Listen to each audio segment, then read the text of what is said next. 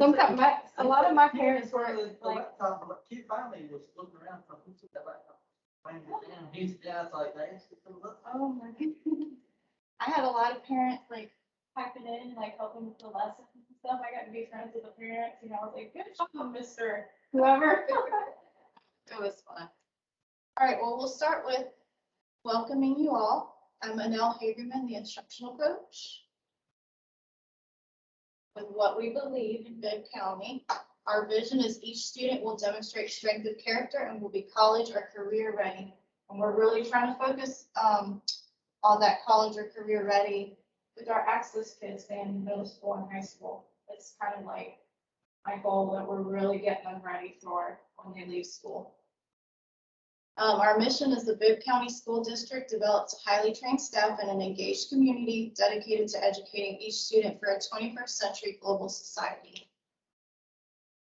Our values are something we're really looking at, just kind of like bullet pointing this year: competence, loyalty, open communication, define autonomy, and honor. And define autonomy is something that I really strive for all the teachers to have, because it's important to, there's always work to be done. It's important to be motivated, teach your parents that there's really no reason to just sit and not do anything, because these kids need us. All right, and how we're going to maintain accountability in Bibb County, we have some non-negotiables, the RTI and PBIS. So that's the multi-tier system, personalized learning, and leader in me. So all the schools are leader in me now. We are tier 1 strong. We're going to ensure that all students perform on or above grade level. We're also going to reinforce with positive academic and social behaviors, consistently implementing evidence-based strategies, collaborating to improve student outcomes. And everybody plays part in tier 1. Tier 1 strong. And then let's look at our strategic priorities. There's the map, but I'll just go over the priorities. Priority 1, get students reading on grade level. 2, be successful on the Georgia milestones, or the GAA, should be there. Increase the number of students in school every day. We know in access that is usually a challenge. So, keeping those parent relationships growing. Priority 4, close the knowing and doing gap. Priority 5, work hard to support schools. And priority 6, establish a culture of accountability for everyone. All right, and then in PEC, our theme and motto is ready, set, let's grow. This year, we've got just really focusing on, seeing who needs the help and utilizing your leadership skills, as teachers, and helping other teachers, and that's all growth. All right. And here are our PEC Tier 1 standards: design and implement compliant and effective IEPs. So that's why, you have us reviewing your IEPs. Everyone's kind of checking on them and double checking so that they're all compliant. And if they're not, we're making them better, because the kids deserve that IEP. That is their document. That's their plan. So it's something we should take seriously. Demonstrate high quality, specially designed instruction. Document effective progress monitoring that leads to student growth. All right, so the agenda is on your table for today. Miss Olive could not be here. She had a family emergency. However, she did provide a behavior PowerPoint that we're going to listen and watch. And we had a lot when I did our needs assessment from access teachers. Behavior was like the top thing. So that's why we're focusing on behavior first. And then we're going to go over some unique expectations from ULS and non-negotiables that I want to make sure everybody's doing, so everyone's doing the same thing non-unique as far as like assessments and utilizing it. We're also going to do some N2Y solutions curriculum training. Like I said, it won't be news to you for long.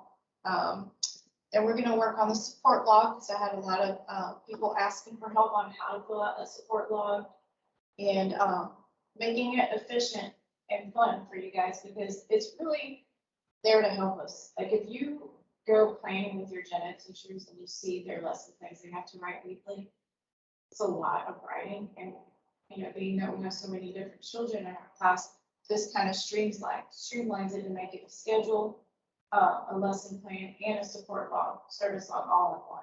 So it really takes on those different roles, but it makes our job of like sitting there typing and working a lot faster.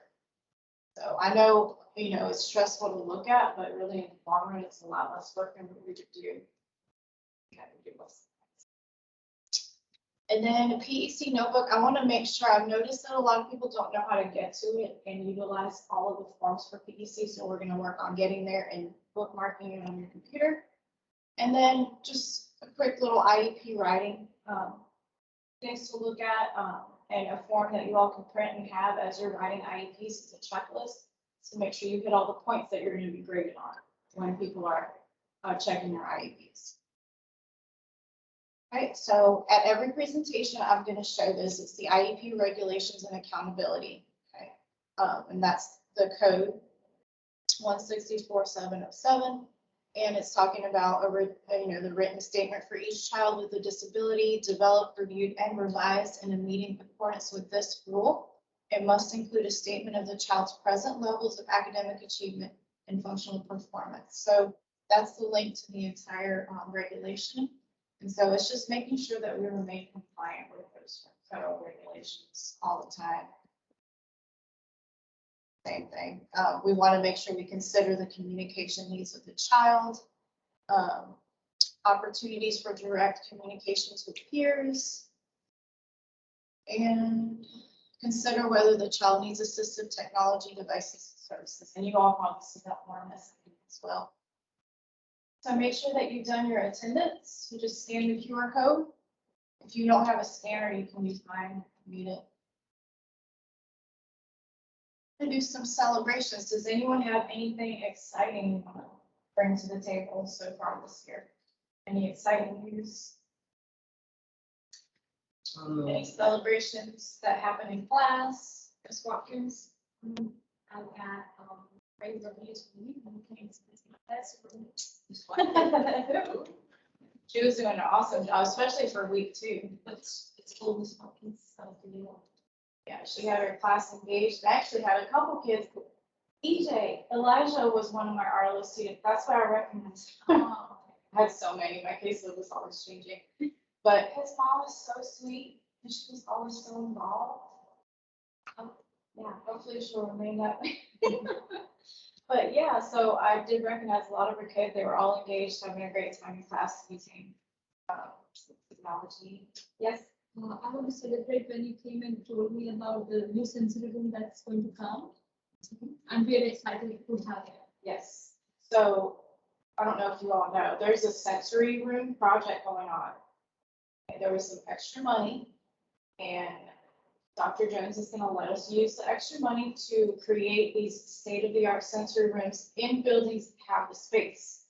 So one of the things I've been doing, besides setting up this room, is going to different schools, taking pictures, figuring out who has the space for a sensory room, who already has one that we can upgrade. And Carter's going to be one of the ones that gets one. I hate that if you don't have the space, there's nothing we can do, to create an extra room. But we're going to try to get some resources and get some sensory stuff for your kids, because that's important.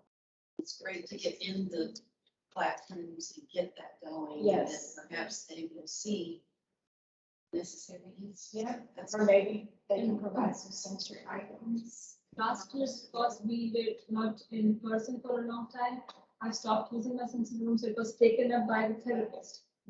They moved. But I'm grateful and glad that now you came up with that sensory room project, so I will get back my space. And it's right across the hall from you all. Yes. But when I'm talking about state of the art, this guy, that's all he does. He is a sensory room like consultant. So if your school is on the list, and you had a sensory room available, then he's coming out this week, actually tomorrow. He's gonna start coming out and getting together with the contractor from the county, and they're gonna start putting those rooms in. I'm talking lighting, sound, electrical. They're gonna move the sockets where they need to be. So it's gonna be, I told the principals, it's gonna be a permanent room in your school. So they're gonna be upwards at $22,000. So it'll be really, and I love sensory stuff. I love playing with it myself. That's why I put those little things on the table so y'all can play with. We're getting 3 of them. 10. 10 sensory rooms. No, wait. There's at least 8 that we know and 2 possibilities. So once we have the final list, that'll be pretty much.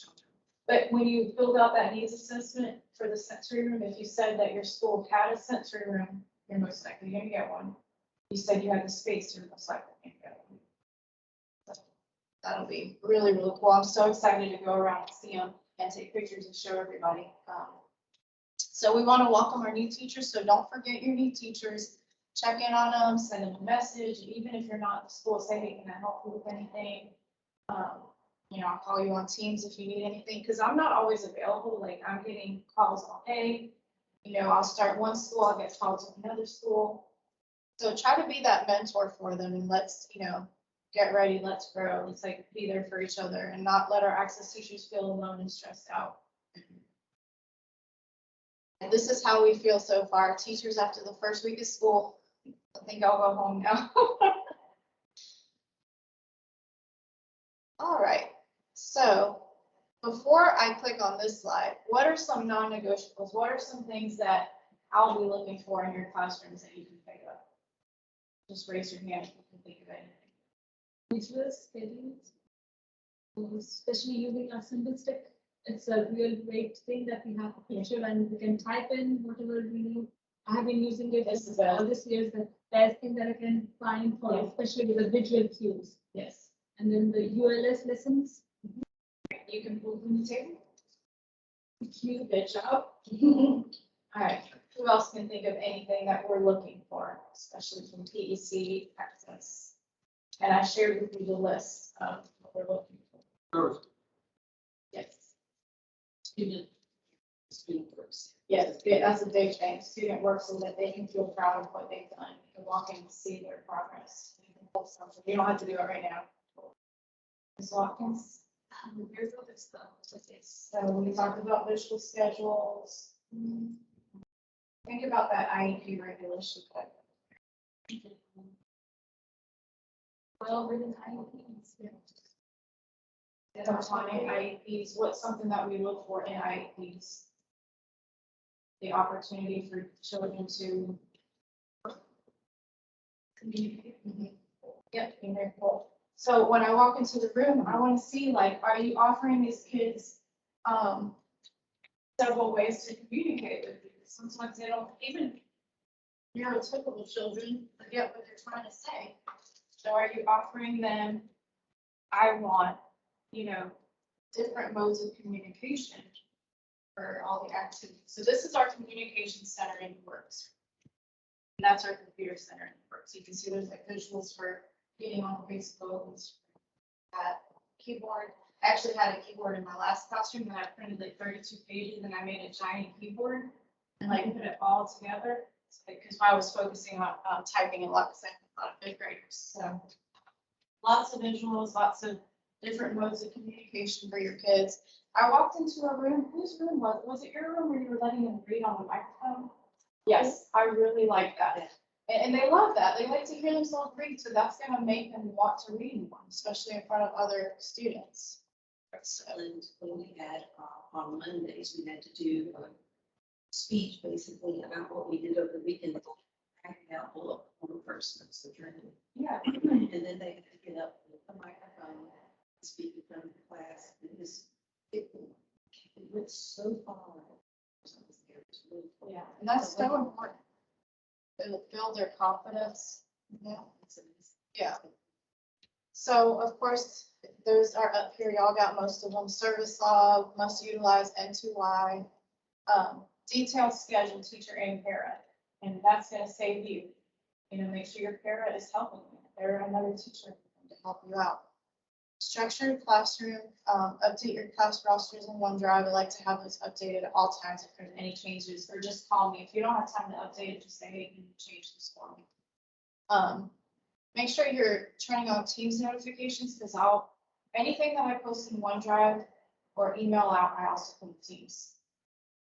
And then check your email AM and PM.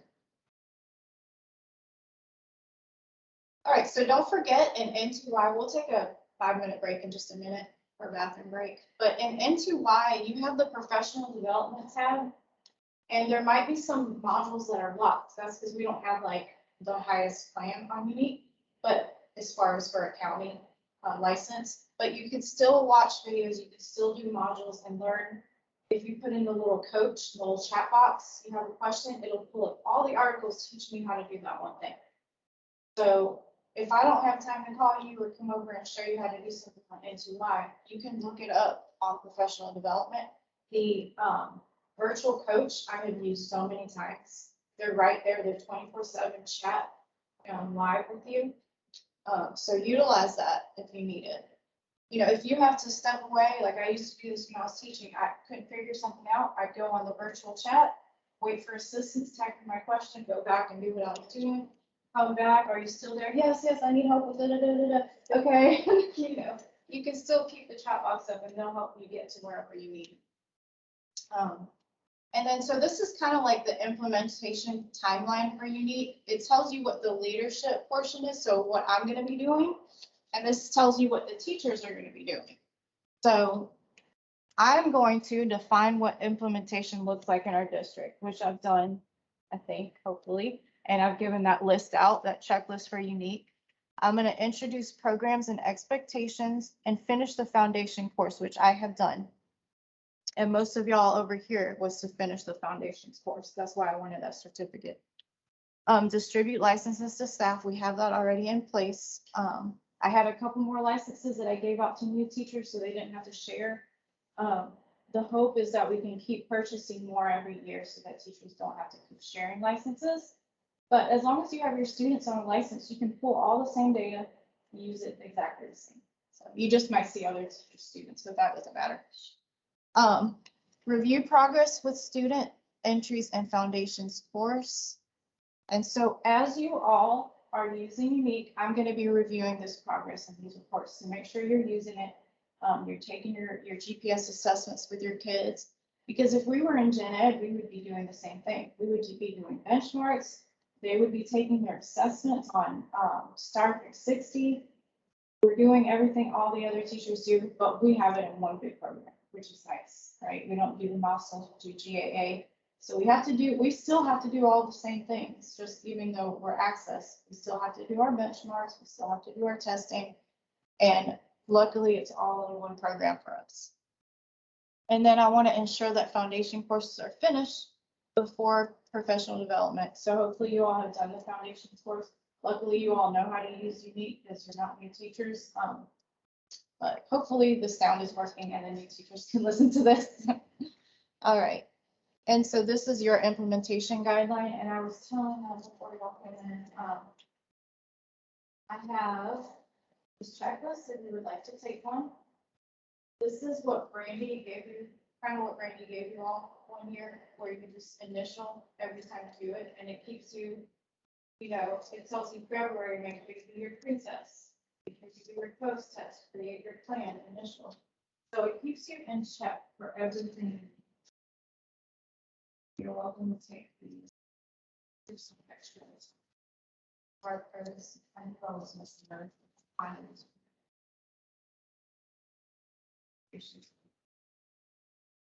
So I don't think you all have any. This I used to even keep up in my room to make sure that myself and my parent, because my parent helped. She would look at this, I would look at it, make sure we're on track. She would even remind me, oh, don't we need to do pre-test for next? Thank you for reminding me, because I would have forgotten.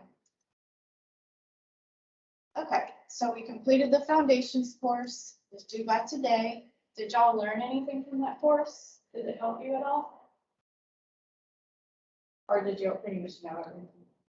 It helps me see flow a little bit better. I couldn't find my little certificate, so it's there. It's there. Yeah, I do want to learn how to get them all in one place because that's what professional learning is. Yeah. So, yeah, figure that. I didn't do it, so. So Look at this, maybe.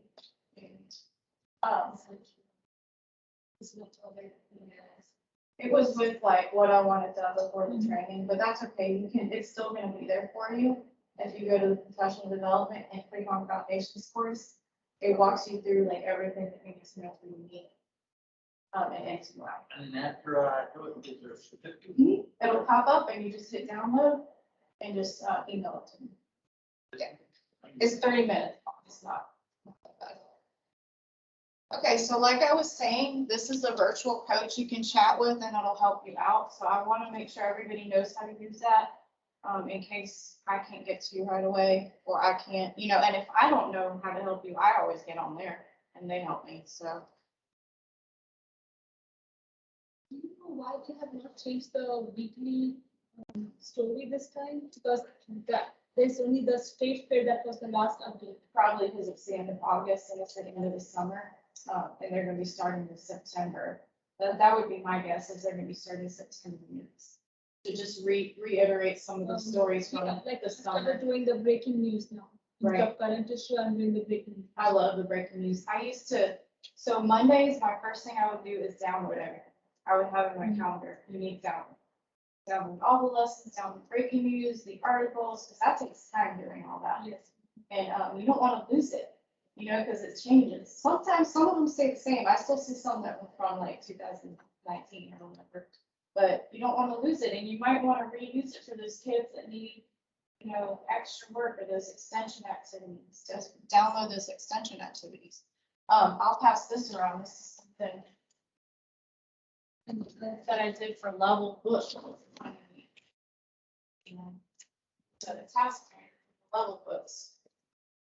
Okay, so this is another back to school checklist. It just talks about making sure that you review the summer updates, you finalize your roster, everyone's added and unique, set student and application, set your student login, assign activities, update, complete your profiles. And I put this on the teams and I believe I shared it on the email as well. It's just to help you out. It's not like extra work that you guys have to do. Create your schedule in unique and begin lesson planning. So I know most of the month of August is just doing those benchmarks, doing those profiles, getting students logged in and into the program, things like that. If you need any help getting students logged in, let me know and I'll tell them to sit there and do it with you all. this year I'm planning, because of the remote learning, I've learned a lot that our kids get dependent on parents. So this year I have planned to, especially my older kids who are in 5th grade, make them use their QR codes to log in. Yeah. So that's what my major goal this year is, to make them independent days so that they can get into this and do it. So right now, me and my parent have started up having a 30 minutes or 40 minutes time where they use their class link or the class links and the QR code from N2Y, get into there and do their homework in the classroom, because most of my kids, they don't do homework when we assign them, even if it's online, and they don't have their iPads now. Right. So I'm making them do their, as a part of training, I'm just using my homework as a thing to train them in the classroom with their N2Y. So then you can later on, you're training them how to use the program, but you're also training them how to do their homework. So Yes. later on, hopefully they can take They can do it. that's smart. Okay, so again, just to summarize, add your students, update your class list, complete and update your profile. So if there's even profiles from last year, just update and make sure it's 2021.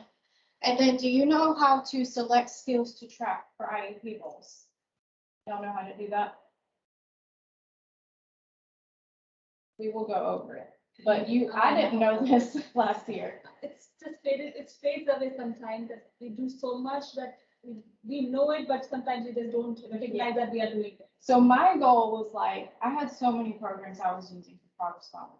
I had Seesaw, I had Teach Now. Then I realized I could just be using Unique. I could track their IEP skills and use unique data and not have like so many different things scattered everywhere. So we'll work on that, showing you how to track those skills.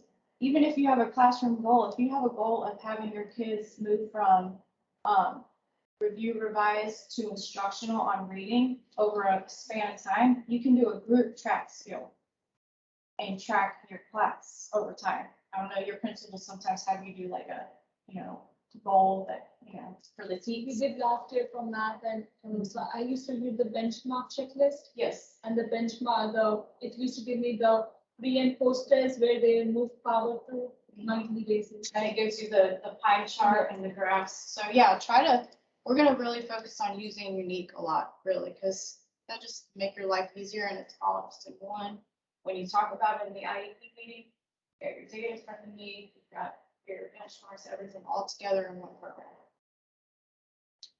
But you could still use Teach Town and, progress monitoring from those. So these are resources. So when I shared this PowerPoint with you, you can actually click where I put the links and it teaches you how to do the profiles, deliver the lessons with Teacher Dashboard, and why should I set up a My. So those are just helpful resources you can click on. All right, ready, set, success. You're ready to use Unique, and I'm going to give you all a 5-minute bathroom break, and whatever you want me to do, stretch forward. I'll go ahead and with behavior next. Your presentation.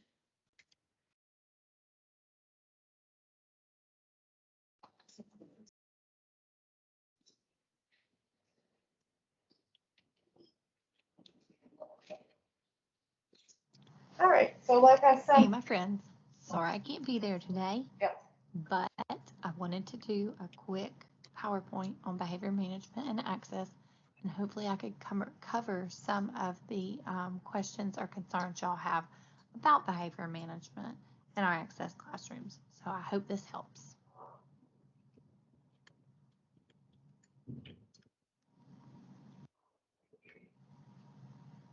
So Ms. Hagerman gave y'all an access needs assessment. is that loud enough? And the data that resulted from that indicated that the training needs that y'all specified for behavior this year were social emotional, classroom management, mindset, and PBIS and access. So I'm going to try and hit all of those. That's what our need assessment showed that teachers wanted. If I don't touch on what specifically your needs are, please submit follow-up questions to Ms. Hagerman, and I'll be more than happy to answer them. Either in our next presentation or in an email. Yeah. So, to start with social and emotional needs, I'm assuming y'all need help writing social and emotional goals. I could be wrong. But so when I start to write social and emotional goals for our access kiddos, I look at what same age peers are doing, and then I try to kind of make a goal from there based on where my access kiddo is and where they should be. So I look at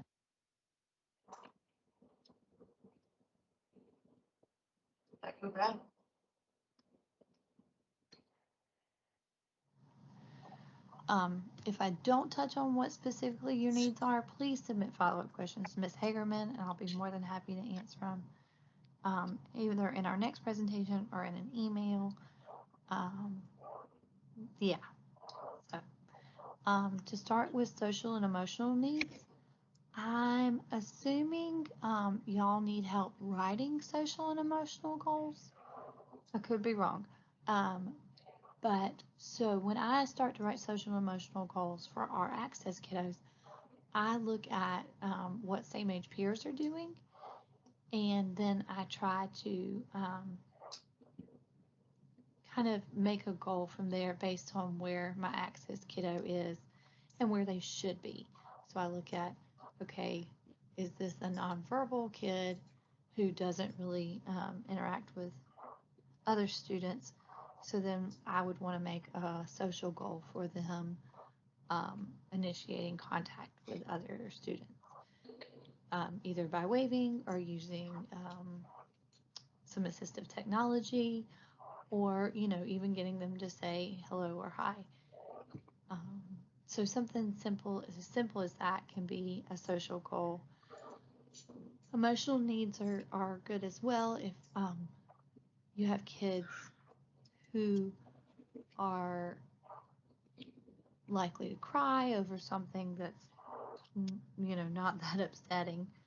If they have, some immaturities emotionally, then you want to address those by looking at what we'd expect their same age peers to do as well. Another helpful thing when looking at social and emotional needs is goal book. Y'all, goal book. Goal book has such great things for social and emotional needs. Get in there, play around. Think about specific students when you're doing it. It's amazing. Teachtown. Teachtown, I believe we all have access to Teachtown. Teachtown has some great social and emotional lessons that are on our kiddos' levels. And if you have a kid who can get on the computer independently, or you can put them on the computer and then they can be independent, that's a great independent station or center for them. Trying to think about what else y'all might have meant by social and emotional needs. So in IEPs, social, emotional, behavioral goals are the same section. I always call it SEB goals. And some people they get a little confused because they see social, emotional, behavioral, and they think, oh, this kid has a behavioral goal, so they must need a BIP. No, that's not necessarily true.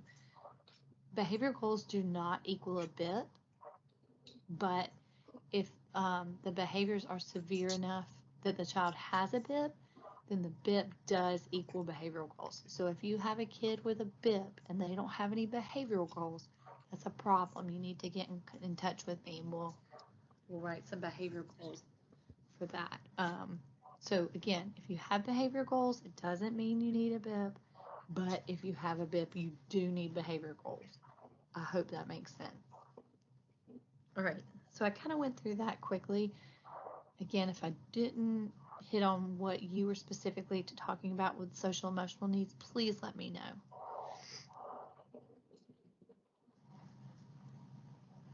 So two of the other areas that y'all indicated you needed guidance in were classroom management and PBIS and access.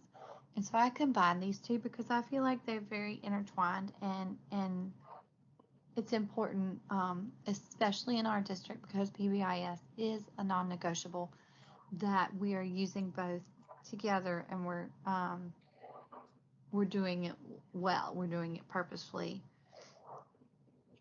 So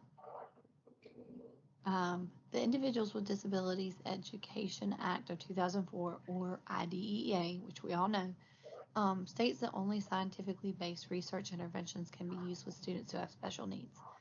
And PBIS is that. And it was actually created with help from the Office of Special Education Programs. So here we have this research-based intervention that's pretty much a classroom management tool. So it's right there. It's already handed to us. We're expected to use it. We should be using it. And I think that's a little bit easier said than done, especially when you haven't had like specific PBIS training. So I'm just going to do a little bit real quick. I'm just going to assume y'all haven't really had it. And if you have, it wasn't specified to your access kiddo. So hopefully this will be helpful and pretty painless. But PBIS stands for Positive Behavior Interventions and Supports. It's a proactive behavior management system focused on rewarding desirable behaviors instead of punishing undesirable behaviors. And this doesn't mean that consequences are not used at all, but rather that's the last resort. We're not going to start off with threatening. Okay. So with PBIS, students are taught about behavior just like they are with other subjects like English or math. And just like with teaching our students academic subjects and adaptive skills, teaching our kids to have desirable behavior in the classroom takes extra time and patience. So they have tier 1 interventions like the matrices and like the acronyms that they use at the schools, like ROAR and PAC and PAUSE and SOAR and all those crazy things that stand for specific things that are expected inside the school. those are all for every kid that walks in the door. Our kids need more specific and intentional teaching of these rules and expectations for them to get them.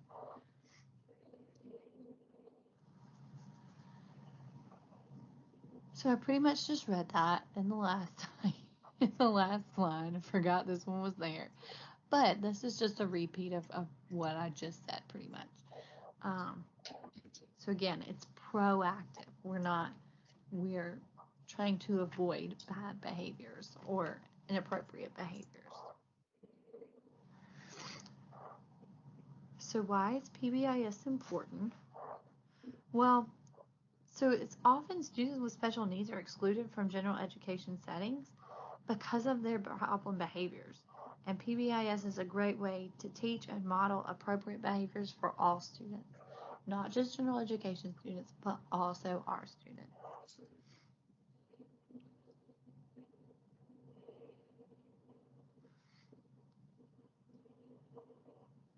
So it's also important because it prevents and reduces problem behavior while simultaneously teaching replacement behavior.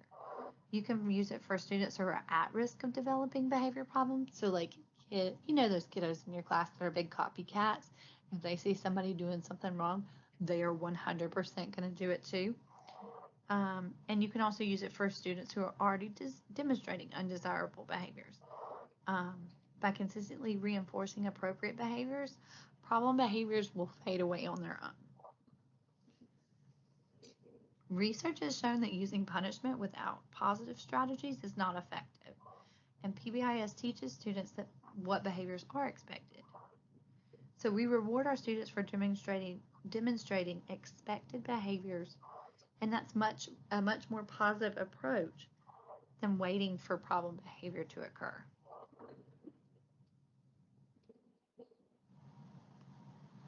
Okay, so I'm going to jump up on my PBIS soapbox for just a minute, so bear with me. In February of 2020, before the world went insane, the behavior team decided we were going to do PBIS walkthroughs. And we decided that the easiest place for us to do those, the place that we thought would be most successful, was in elementary schools. So we divided up all of the elementary schools, and we decided we would each go for 45 minutes to an hour on a random day at a random time during the week. So it would be a random study. And we were only recording data on two things. We were recording data on how many times we had heard positive verbal interactions between adults and students, and how many times we heard negative interactions between adults and students. And this is primarily coming from the adults, obviously, because we expect the adults to do PBIS. So I was at one school on a Tuesday morning. School had just opened. Kids were just coming in, and I was there for 45 minutes. So I was there through all of arrival, through kids getting breakfast, through kids getting to their classrooms, kids just, streaming in from buses, streaming in from carpool.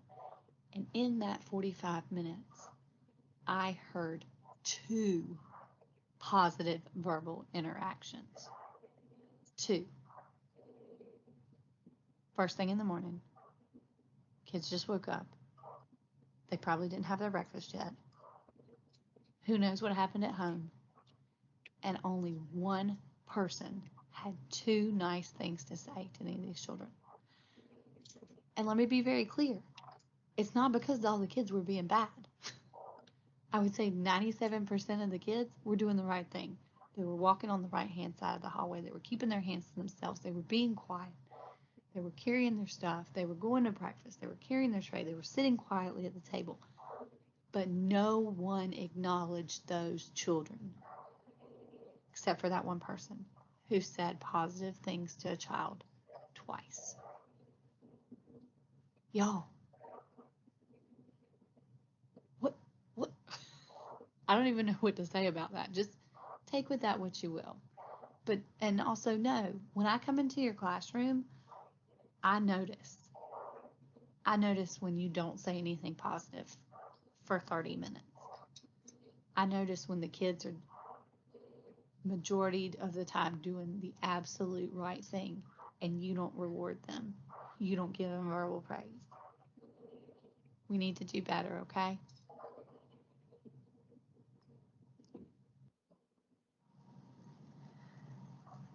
So let me help you with implementation of PBIS. It's super easy. It's super easy, and there are some teachers that it is total second nature to. Every other word out of their mouth is, thank you, I love that, great job. And that's what we want to hear. So I'm just going to do 4 easy steps. There's a ton more, but we're just going to go with 4. So the first step, everyone in your classroom must be consistent with the rules and expectations. That means everyone. That means you. That means your para. That means the para that comes in to support so-and-so. That means so-and-so's one-on-one. Everyone must be consistent with the rules and expectations. You want to use the same language day in and day out, and you want to go over it with your support staff as well. Okay? So class rules. Oh, we look with our eyes, we're listening with our ears, quiet mouth, helping hands, and walking feet.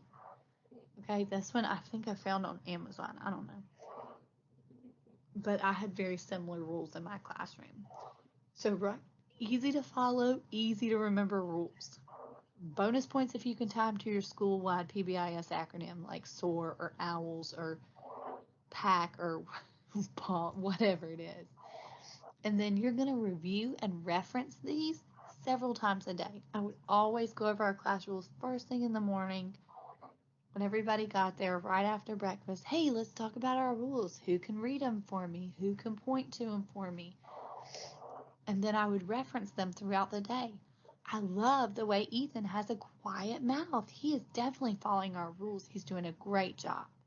Hey, let's remember to use our walking feet, friends. Stuff like that. It's really simple.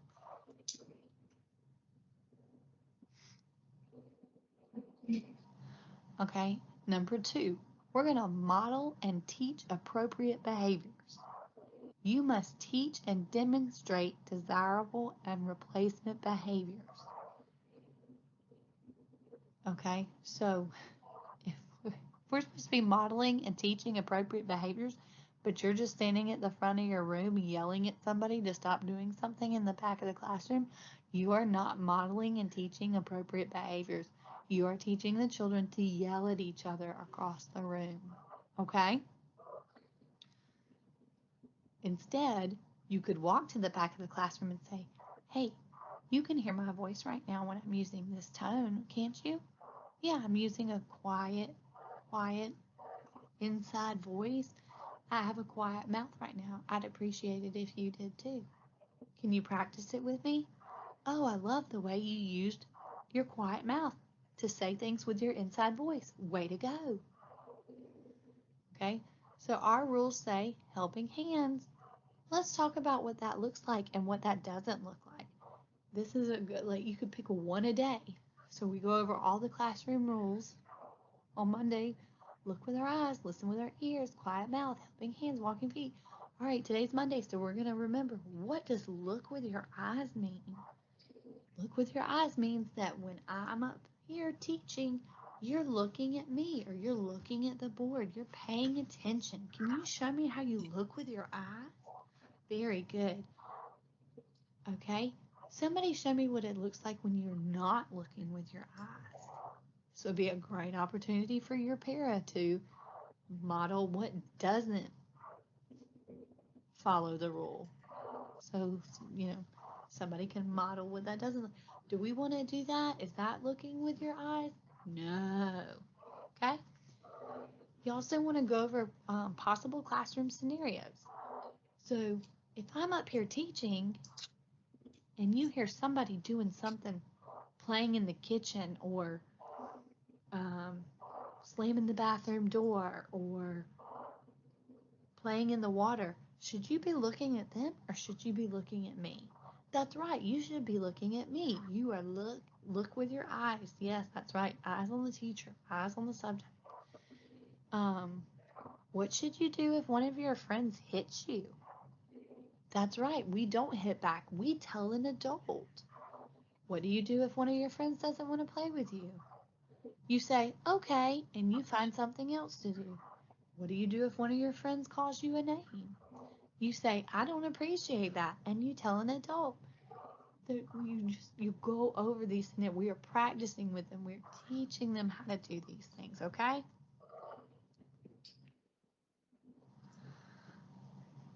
All right, I forgot to put the number 3 here, but number 3, determine how students will be recognized and rewarded. And you can't know this right off the bat. This isn't something, like, especially when you're walking into a room full of new kids you've never met before. You can't know who's going to work for the treasure box on Friday, because most of them aren't. Friday is forever away if they know when Friday is. So daily rewards work better for some. They'll work for those 2 Hershey Kisses at the end of the day. They'll work for that 10 minutes of iPad time before dismissal. Others may need rewards every few hours. So you have first and second period, and then they get a star sticker if they've gotten both their checks in first and second period. And if they get 4 stars by the end of the day, then they can have a reward. So you have to keep that motivation going. Some need rewards every few minutes. Every few minutes you're going to need to look at them, and if they're not climbing up the wall, you're going to say, I love the way you are sitting in your chair right now. Thank you so much. That's a great job. If they're not doing cartwheels or they're not slapping somebody across the face, I love the way you have quiet helping hands. That is wonderful. I am so proud of you. I love those quiet helping hands. Always positive. You're not saying, I love the way you're not hitting right now, because then they're going to hear hitting and they're going to get up and they're going to hit somebody. So don't say that, okay? All right, and I think I actually skipped step 4, but step 4 was implement. So, like, yeah, you get that. That's a duh step. So make your rules. Make sure everybody's following them. Make sure everybody's using the same language. You can do it. So, a few more classroom management things that aren't necessarily considered PBIS.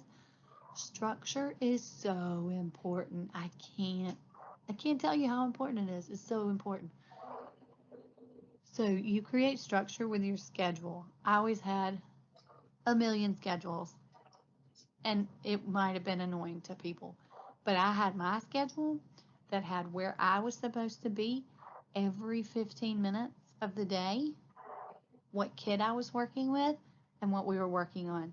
And then I made one for my para, and it said for every 15 minutes of the day where they were supposed to be, what kids they were supposed to have, and what they were supposed to be doing with them.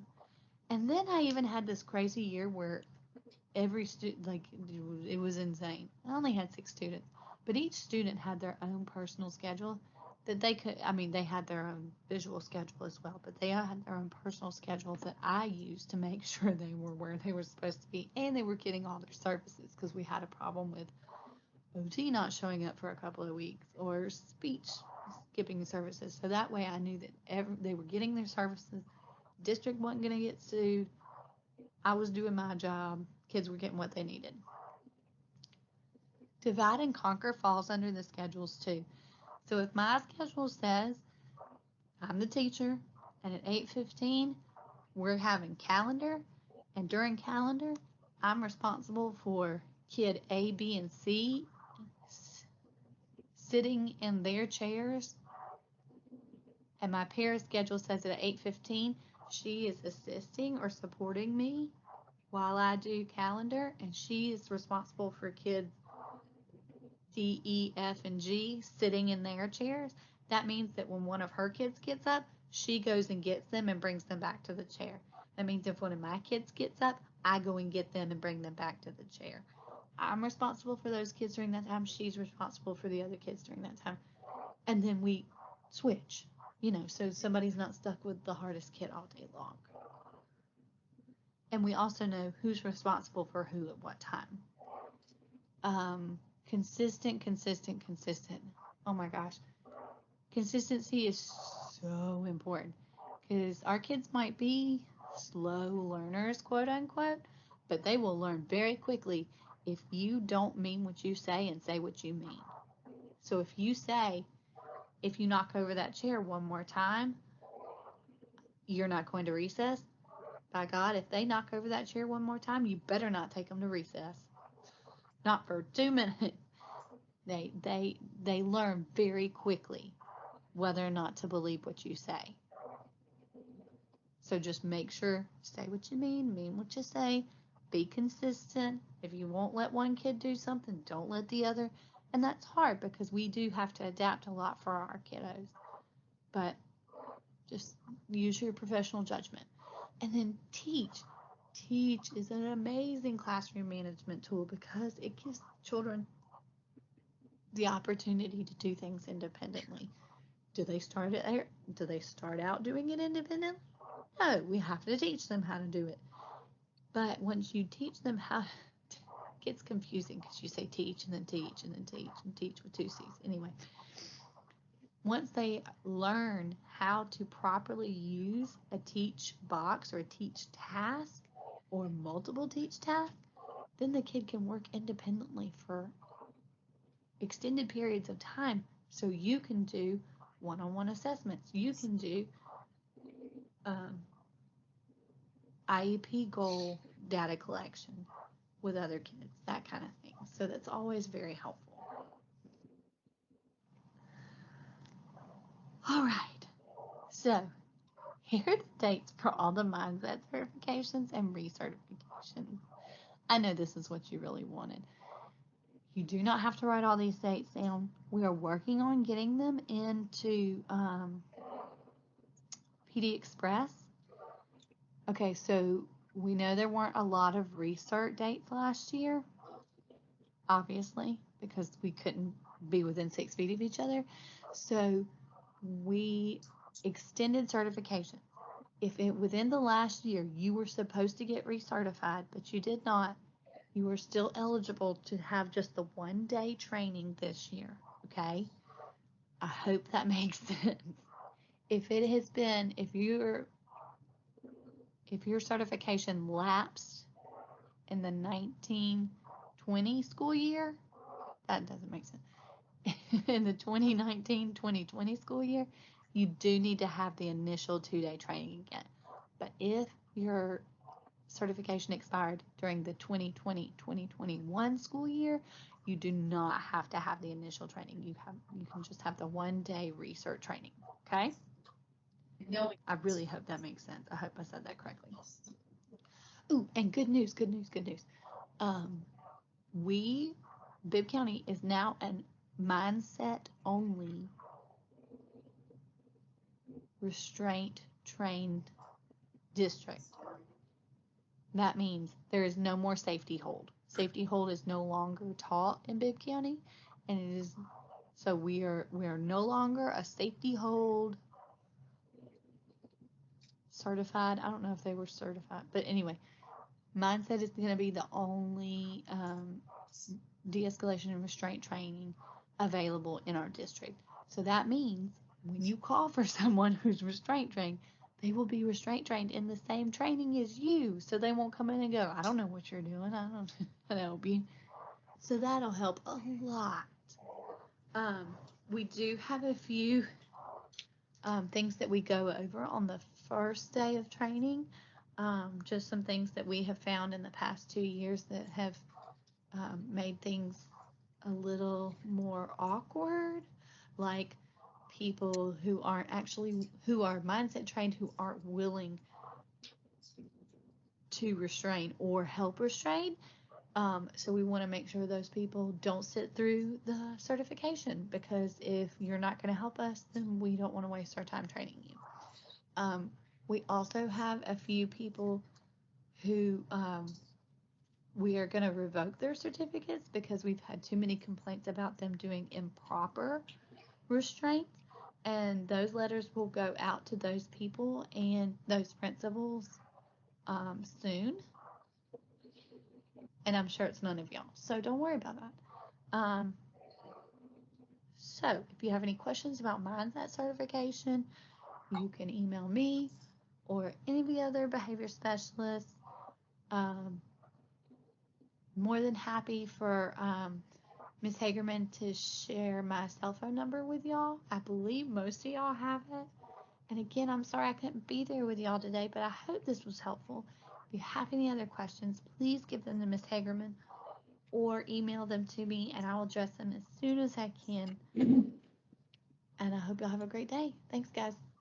And Maggie is our access behavior specialist, and I'll put her number up here. I always have her number. If you can see right here, these were, this was up at my desk when I was teaching. I had Maggie, I had the nurse, then I had Get Maggie. into PD before we can actually sign up for it. Yeah. Okay. All right, so if you all, do y'all have any questions about unique at this point? Or can we go ahead and move into some more detailed unique training?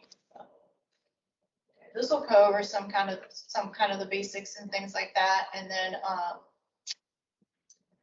what do they have else? I'm gonna do some IEP writing, make sure everybody knows what the PEC notebook is. And a support log, if we need help sitting and writing the support log, we can even collaborate together and write the support log. If y'all are in an elementary grade band, there's no reason why you can't sit together and help each other with those lesson plans for the first week or so. So help each other out, just like other teachers collaborate and help write the lesson plans. There's no reason why we can't. We can even do a team meeting and help each other say, hey, can you write Monday through Wednesday, and we'll write these days, and let's do it together. And take the weight off of your shoulders, and not, we're not an island. We're not just one access teacher to a class doing everything. So I want to make sure we're all working together and helping each other out. So let's watch some more of this, and then I'll give you another short break. And if it seems like it's too much and that we already know a lot of it, then we'll just get together and we'll work on our own unique stuff. Following students, please report to the front office. Gavin, Bud, Lauren, yes. Jakari, yes. Aaliyah Rush. Amari Let me show you. This is the teacher dashboard. Potter. It was automatically created with the Bunch input of resource the teacher's books up classroom here schedule. too, if y'all want. It's pre-populated with activities for the entire month Print out and also includes the state-mandated educational standards which are needed to demonstrate compliance. Raphael. This powerful workflow saves so much time and energy because teachers aren't spending time finding materials for lessons and then aligning and documenting which standards are addressed. N2I automates this essential documentation to ensure that I'm providing my students mandated access to the standards. Everything is here right at your fingertips. Y'all feel free to use the bathroom. Let me know if you need the key or whatever. We're going to take a look at one of our lessons here. We're going to look at the Chapter 1 guided reading. This is Lesson 3, Activity 2. As you can see here, these are your state-aligned standards. Before I show you how our lessons are differentiated, I'm going to take a look here at the teacher lesson plan. This is a teacher lesson plan. At the top here, you'll see there are instructional targets which align with the state standards. All of Unique Learning Systems materials are built in 3 levels of differentiation. One of the main benefits to our curriculum is the opportunity for students to be immersed daily, not only in foundational skills, but other life skills that help students grow year after year. Here you can see the differentiated tasks and lessons that go along with them. The topic connection, topic words, literacy words. In addition, you'll also find benchmark assessments and monthly checkpoint assessments. Now I'm going to go ahead and select a lesson plan to show you how it's differentiated. We're going to go back to the Chapter 1 that we just took a look at, and we're going to click here on the interactive document. Here is the textbook, Our Solar System. As you can see, this is a Level 3 text. Although there are pictures, the text is written at a higher level. This is a level 2. Same book, same chapter, but the text here is simplified. What? You're from veterans, right? Nobody from veterans? And our level 1, which is symbol supported. Same text, simplified, and with symbol supports.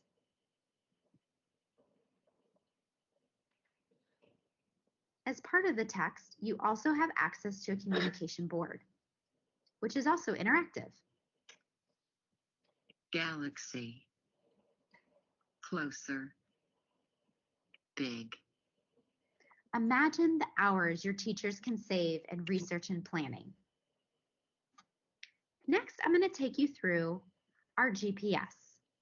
Our curriculum instruction module also includes a robust assessment area that assesses and tracks skill mastery. It supports growth and also assists in future plans, whether that be the IEP or general education planning. The student GPS is also another powerful workflow tool that allows teachers and administrators the ability to view a student profile and capture data reporting for IEP compliance. The profile includes benchmark assessments. The benchmark assessments include skills in emerging, early learning, reading, writing, basic math, and problem solving. The monthly checkpoints see what your students know before the lessons are taught at the beginning of the month, as well as lessons taught at the end of the month. In addition, you can also provide input on a student's accessibility configuration. You can do their settings, set a priority reading level, manage their library of books, and also override their differential level settings based on each lesson. As you can see, Unique Learning System provides a full curriculum program with accessibility and differentiated instruction no matter what the setting may be, whether it's self-contained, resource room, or inclusion. Our students, please report to the meeting center to tailor. Unique is 100% aligned with your state standards and offers the tools your teachers need to ensure IEP compliance. As an administrator, you're able to give back precious time for your teachers to reach and encourage student success with fidelity every single day. With an improved workflow, your teachers will have less paperwork and planning so they can spend more time working compliance. As an administrator, you're talking. Samaya Upshaw. Adrian Earthly. They couldn't find the sensory room at Veterans and East Transit Conventions. And I couldn't remember like what it looked like. I can't remember the last time I was there, Alicia Arnold. but they found it. So we're good. Shakira Payne. Shakira. Sierra Oyer. Shania Peterson. And Shay Devon. Those students, please report to the media center if the bell rings to keep on going. Thank you. Right. Let's see, where were we?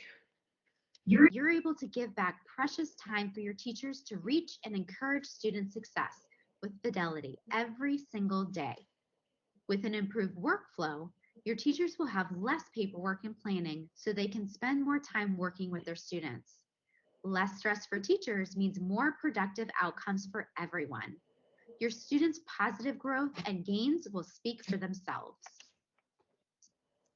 To learn more about how Unique Learning System can positively impact your teachers and students, visit us at That one just that way it'll pull the correct lessons through. So, so I have, every time I log in, it wants me to go straight in my class class. Yeah, it's just reminding me. And the students never show up, but then I also wanted this to leave them in case they come in, they come in late. They're already unenrolled, they didn't show up this point, aren't they? Just so we know. Yeah, and if they show back up, just send me a message saying, hey, they came back and you added them. Okay, so where do I go? So, okay, go remind me next time. Okay. And So then that's you, what I've been you doing. can click on the students and then drop on whoever's not in there anymore. Just click on the box next to their name and then scroll down and drop the students. Oh, okay. And I'll, then the I'll do ones, it up here too. and then the ones that are not on here that's in my, like, Uh-huh, I was asked. right. So let's go. There.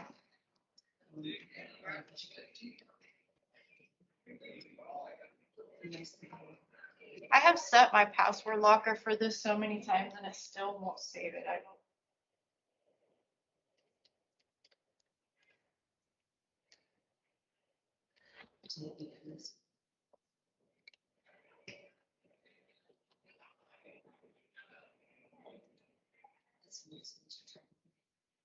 All right, so my unit dates are already set. I did that the last session.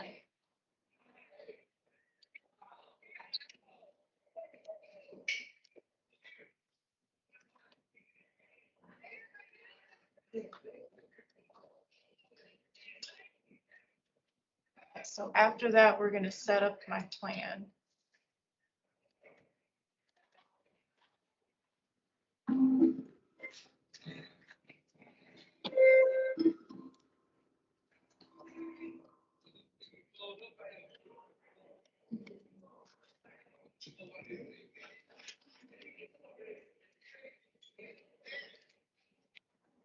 So when you set up my plan, you're setting up your lesson plan for the month. You could do it day by day, week by week, or you can look at the whole month view. Right now, what it's pulling is what's suggested by Unique that you teach every day. You can go in there, you can change it up. If you don't want to teach multiplication and addition on one day, you can change it. You can reassign it, you can delete it, and make it your own. If you want to add content to a block, you can click the plus sign and add content. If you feel like they didn't do that great, you want to reassign it, you can do things like that too. So right now we're in a day view of my plan. Here's the week view of my plan based on my schedule. And here's the month view. Anytime it has that, you need to see what's going on. Anytime you see the orange thing, you need to figure out what's going on with that. So it says, choose one or more activities from the current resource list based on your students' needs. I guess because nothing was assigned for that. So let's just pretend I want to assign that. Okay, so now it's set as configured and that should go away for each one. Let's check this one.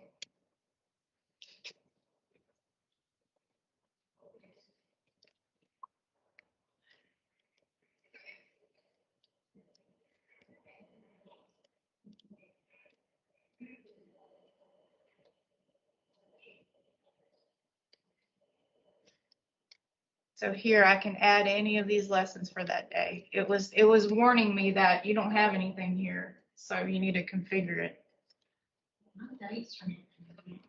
And see how it gives me the standards next to the lessons too. Your dates turn out right?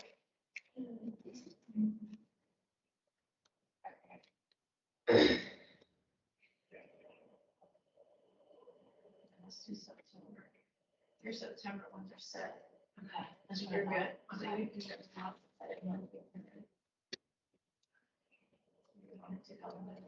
Make sure you click on the right grade band. So just take a minute to kind of look through your weekly and monthly and what that looks like. If you want to make any changes, make some changes.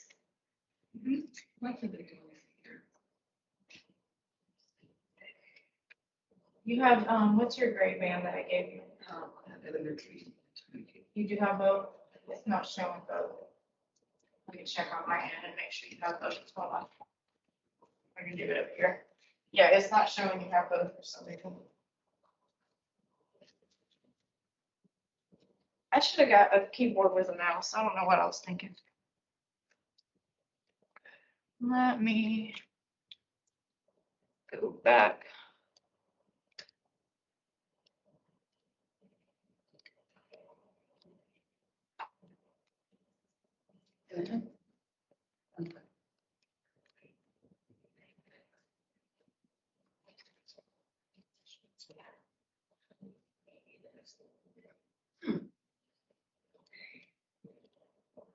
I've got some extra licenses, so I'll make sure you get an intermediate, if for some reason you only have one.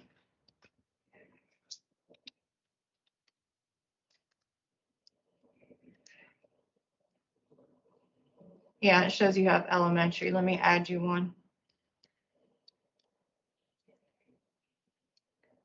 Who would intermediate be best for? Really more for like the higher kids, like third grade and up. Okay, could you add me to that as well? Yeah. There you go. I can't spell.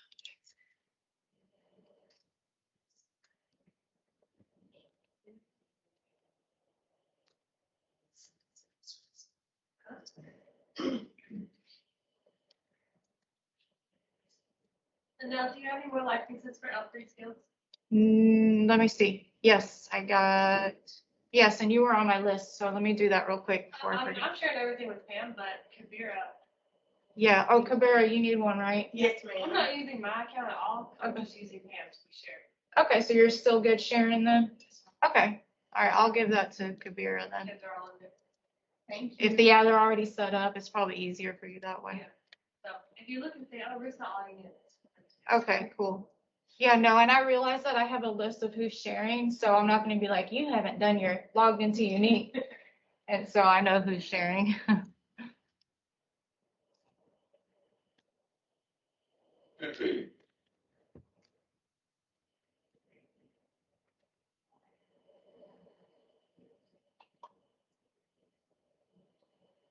So I had grades 3 through 5 and I used intermediate and that was perfect for them. But when I had K through 5, I had both. Yeah, and I've got, last year I had K through 5th. This year I have 3rd through 5th, but 3 of my 3 through 5th probably still need elementary. Yeah, so keep them on that, yeah. All right, there we go. So y'all are working on my plan. Does my plan make sense to you? Is that, you see how you can kind of edit it and you can even drag it around and move it? Okay. Hmm? This is what I need. Let me make sure your dates are set. You're elementary, right? Right. Right, so we want to set